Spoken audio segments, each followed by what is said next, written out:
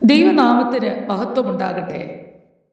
ഉത്തമഗീതം 2-ാം അധ്യായം 2-ാം വാക്യം. മുള്ളുകളുടെ ഇടയിൽ താമര പോലെ കന്യകമാരുടെ ഇടയിൽ എൻ്റെ പ്രിയ ഇരിക്കുന്നു. പ്രിയ സഹോദരങ്ങളെ, നമ്മുടെ ജീവിതത്തിൽ ദൈവം അനുവദിച്ച മുള്ളുകൾക്ക് വേണ്ടിയും സ്തോത്രം പറയുന്നവരായിരിക്കാൻ ദൈവത്തിൻ്റെ ആത്മാവ് നമ്മെ സഹായിക്കട്ടെ. ഞാൻ ഷാരോനിലെ റോസാ പുഷ്പവും താഴ്വരയിലെ ലില്ലിപ്പൂവുമാണെന്ന് ഉത്തമഗീതത്തിലെ നായിക, അതായത് ശൂലേമി പറയുമ്പോൾ അവളുടെ പ്രിയൻ പറയുന്നത്, അല്ല, നീ മുള്ളുകളുടെ ഇടയിൽ, അതായത് ഒരു പറ്റം കന്യകമാരുടെ ഇടയിൽ പരിലസിക്കുന്ന ലില്ലി പുഷ്പമാകുന്നു എന്നാണ്. പ്രതീകാത്മകമായി പറഞ്ഞാൽ സാക്ഷാൽ ദൈവമക്കളുടെ സ്ഥാനം പൂന്തോട്ടത്തിലല്ല, തിക്ത അനുഭവങ്ങൾ ഉളവാക്കുന്ന മുള്ളുകളുടെ മധ്യത്തിലാണ്. മുള്ളുകളെ ഒഴിച്ചു നിർത്തിക്കൊണ്ടുള്ള ഒരു ക്രിസ്തീയ ജീവിതം ദൈവം ആർക്കും പ്രത്യേകം സജ്ജീകരിച്ചിട്ടില്ല. ക്രൂശ് കൂടാതെ കിരീടം പ്രാപിക്കുക സാധ്യമല്ല.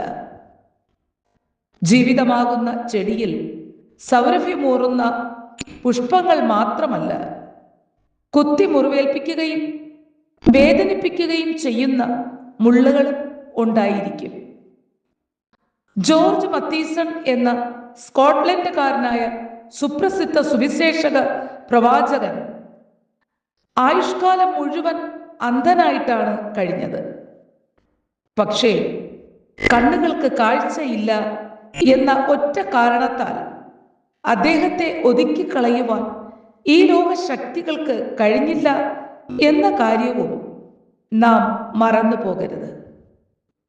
ഒരിക്കലും ജീവിതത്തിലെ മുള്ളുകൾ എനിക്ക് ആത്മീയമായി വളരുവാൻ തടസ്സമാണെന്ന് സ്വയം പറയരുത്. അതിനെക്കുറിച്ചുള്ള ദിവ്യ വിചാരണ മനസ്സിലാക്കണം.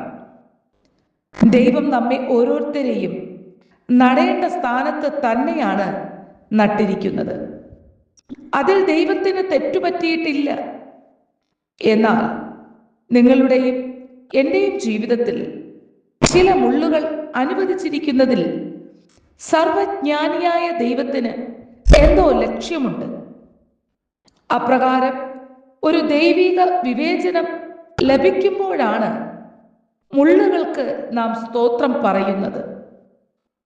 നമ്മുടെ ജീവിതത്തിലെ മുള്ളുകളുടെ മൂല്യവും മാഹാത്മ്യവും മനസ്സിലാക്കുവാൻ ദൈവസന്നിധിയിൽ വചനധ്യാനത്തിനും പ്രാർത്ഥനയ്ക്കും നാം സമയം കണ്ടെത്തേണം. അപ്പോൾ നമ്മുടെ കണ്ണുകളിൽ മഴവില്ല് വിരിയും. ജീവിതത്തിലെ മുള്ളുകൾ വിട്ടുമാറേണ്ടതിന് ആത്മാർത്ഥമായി പ്രാർത്ഥിച്ച പൗലോസിന് ദൈവം നൽകിയ മറുപടി എന്താ? എൻ്റെ കൃപ നിനക്ക് മതി, എൻ്റെ ശക്തി ബലഹീനതയിൽ തികഞ്ഞു വരുന്നു എന്നായിരുന്നു. 2 കൊരിന്ത്യർക്ക് എഴുതിയ ലേഖനം 12-ാം അധ്യായം 7 മുതൽ 9 വരെ. നമ്മുടെ ബലഹീനതയിൽ നാം പുകഴുകയും നിത്യമായ ദൈവശക്തി അതിൽ വ്യാപരിക്കുന്നത് കാണുകയും വേണം. അവിടെയാണ് ദൈവകൃപ നാം രുചിച്ചറിയുന്നത്. Have a blessed day.